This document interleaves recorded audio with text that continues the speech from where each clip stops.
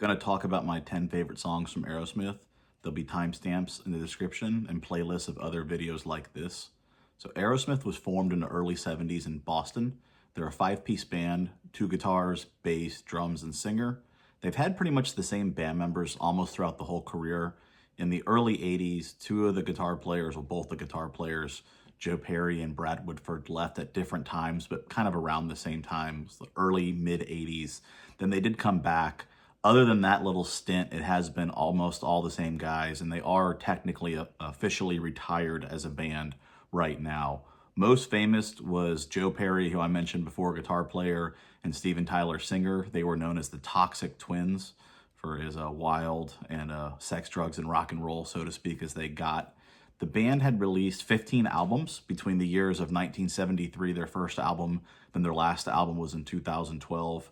They had about 9 live albums. They did a lot of live albums early in their career, a band who was really relying on that early to help kind of get the word, I think, out of who they were. With all the music they've done, there's been like over 70 singles that have been released. They have a very much a American blues rock sound, very rock and roll, but there's a strong blues element to that rock and roll. They had a time when the guitar players left where they kind of fell out of the spotlight a little bit with their hits, but then there was a rap Run DMC remix of one of their songs, Walk This Way, that got them really popular again. And then kind of in the 90s, 2000s, late 90s, early 2000s, there was an Armageddon movie where they were kind of falling out of light a little bit with music. And then this Armageddon movie, they had a song that was a ballad in the soundtrack to that got them really big again. So kind of these waves of peaks and valleys of their career, but always kind of had the same style and sound for the most part. Out Go the Lights from Another Dimension, their last album released in 2012. This is the only song on this list that wasn't released as a single. This album was their longest stint between records, and they used a producer that they used back in the earlier days, and the song has a very, very early Aerosmith vibe. That's what I like about it. It has an early Aerosmith vibe, but if it met the Ragdoll song that's from the 80s, I think this is a cooler version of what Ragdoll does. That's why I like it. This has more of a boogie feel than Ragdoll. It has just amazing guitar tones. It sounds like the guitar is in the room with you. It's recorded so well, so awesome. It has a really old school sound. It's a very long song though. It's almost 7 minutes long. My only critique is there's this part where they keep saying like living in the land of love, and they say it over and over and it's too much. But then the next part, they come in and the next lyric is living on coochie and romance. So, I mean, like, you can't really get too mad when the song is that awesome. There's this part at the end where he does like a roses are red kind of seductive poem with the lyrics. Has a really long outro guitar solo that's super cool. And then it has a super cool fade out at the end too. Really cool last album, but had a song that sounded like it could have been on their first album. Angel from 1988 on Permanent Vacation. This was, up to this time, their best performing song. The only song that really on the charts performed better later on was I Don't Want to Miss a Thing from Armageddon. I really, really don't like that song as a power ballad. This is a better power ballad to me. Has a really cool mellotron part. Of mellotron is a really cool kind of keyboardy instrument. Even the haters who don't like Aerosmith and don't like this power ballad like the mellotron part, it's known for that. The intro guitar part I think is so awesome. It starts off with a guitar solo right away, has a really cool octave effect on the guitar. Maybe it's a 12 string, I'm not sure, but sounds awesome. The vocal performance from Steven Tyler, all the long held out notes that he's holding, really long, the I'm in love, and the end of the verses, the you and the ride, those words at the end, and he's holding the crying that I do is for you, and he holds it so long and it's so good. He does that with ride at the next verse. It's a great power ballad. It's a little bit too ballady for me. They have another ballad that's a power ballad that's more rockin', spoiler alert, that I like more, that's coming up later. It is also a very long song. There's actually like 3 versions that are out there. Jaded from Just Push Play in 2001.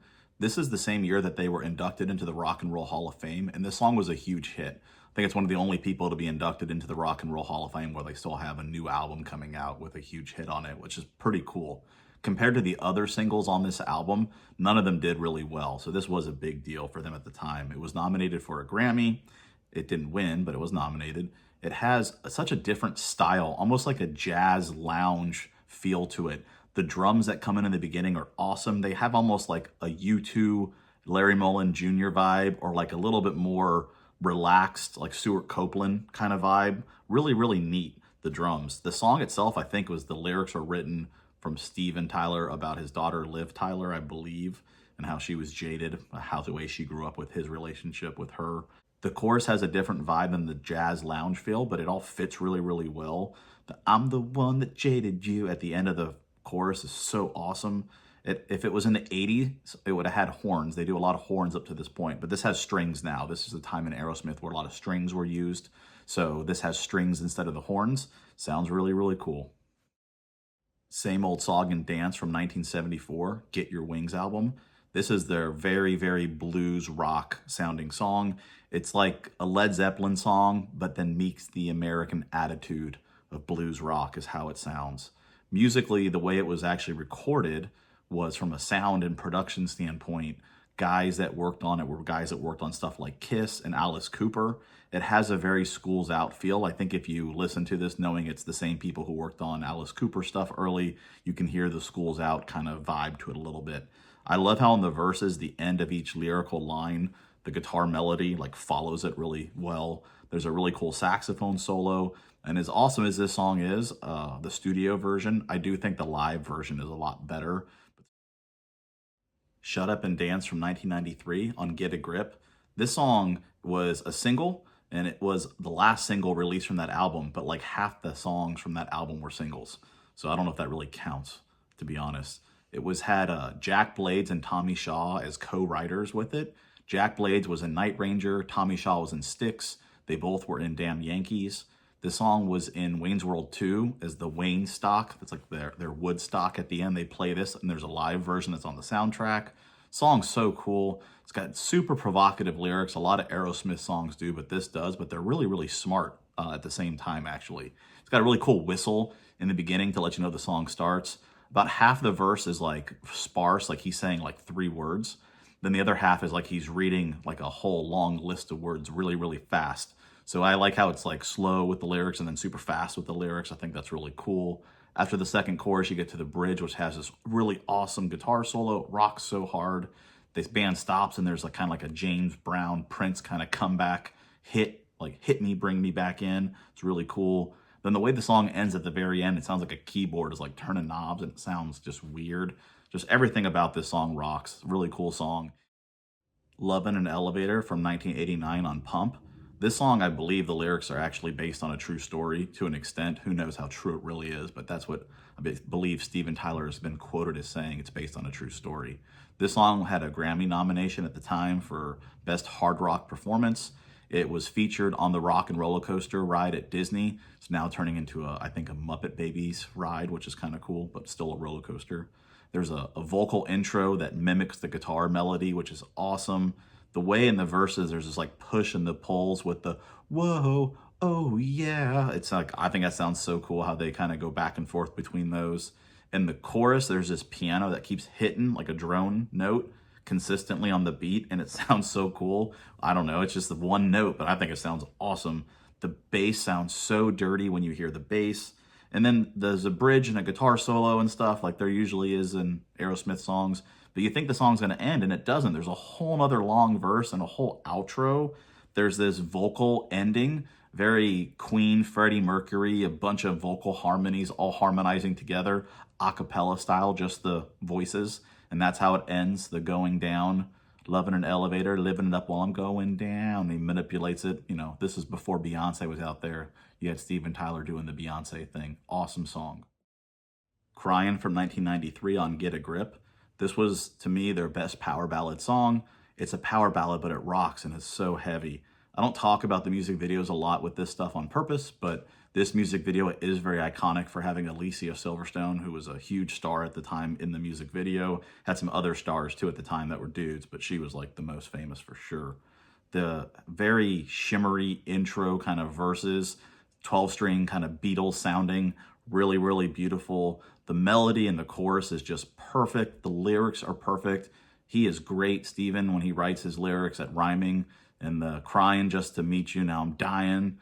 Oh, it's just crying, dying, and rhyming that. So smart. The way the song builds up and calms down and builds up, it kind of has like this rhythm. There's a breath to it. It builds, it slows, it builds, it slows, but it's always going. Just perfect, perfect songwriting, perfect hard rock ballad. Fallen in Love is Hard on the Knees from 1997 on 9 Lives. This was, I believe, the first time that they had Kevin Shirley producing them. I love Kevin Shirley. He's produced all my favorite people and bands: Dream Theater, Rush, Joe Satriani, Joe Bonamassa. So part of, I think, the production is what I like about this song, but really the vocal performance. This is, to me, Steven Tyler's best vocal performance on anything he's done. All the rhythm stuff has vocal stuff in it from him. There's really no parts that you would hum the melodies for that are guitar or bass or anything. Everything that you would hum and that you think about with this song for melody, it's all in the vocals. There's a guitar solo that's kind of short, not that great, and he's singing during the guitar solo. He's doing stuff in the guitar solo. I mean, the whole vocal performance from start to finish is amazing. I love the part at the end, towards the end, when he says, "You're bad to the bone and your girlfriend agrees." This song is great, great Aerosmith, great for this time in their, musical career where I didn't really like a lot of the other songs on this album a ton, but this song was so great, and the production from Kevin Shirley is so good. The Other Side from 1990 on Pump. This song was written by Aerosmith, but it has melodies that are very similar to a Four Top song, Standing in the Shadows of Love. So they actually eventually got songwriting credit, whoever wrote that song, the writers as well. The music for this song itself and the lyrics were written by Jim Valance, who is really famous for working with Bryan Adams, but he's also worked with people like Kiss, Scorpions, and Ozzy. I think him being on this song gave it a different sound and a different vibe than a lot of Aerosmith songs, and I think that's why I like it so much. The horns, I love the horns in this song. Horns aren't an official part of Aerosmith, I don't think, but man, I think the horns sound great. The Take Me to the Other Side as a drone vocal lyric, it's in like the song a bunch, and it repeats and repeats a bunch throughout the chorus at the end. I generally would not like things that repeat like that, but the melody changes even though it's the same vocal. It's, the awesome melody that's all over the place. This song just has like a fun party vibe to it. Before the guitar solo, I love how the drums stop and they kind of hit to come back in. I think that's really cool. I love how they're jamming at the end. He keeps saying, take me to the other side. And, again, I would think it's repetitive and boring, but they're just jamming and it just sounds awesome. I love this song. Great, great, great Aerosmith song. Mama Kin from 1973 on their self-titled debut album. This song is so great, and there's so many reasons I think it should be number one. So Steven Tyler has a tattoo of this song, or the name of it. Guns N' Roses covered it. I mean, it's pretty awesome. Guns N' Roses covering an Aerosmith song. Stuff in this song, there's so many parts of it. Any song from number 2 to number 10 I listed, there's stuff in that song that you can hear them do in this song, and this is their first album. It's awesome. You get a guitar solo before you get any vocals. The bass sounds so good. You get a turnaround in the song, kind of a stop, bridgy turnaround part, again, before any vocals. When the vocals finally do come in, It Ain't Easy Living Like a Gypsy. I mean, awesome. You got Joe Perry singing Toxic Twins with Steven Tyler and the pre-choruses, which is so iconic and so cool. They're always like leaning on each other when they do it live. And you think they're going to go to the chorus the first time. They don't. And then when they do finally go to it, it hits so hard. Just songwriting perfection from their debut. Huge staple for all their live shows from then on. Just the best Aerosmith song as far as I'm concerned.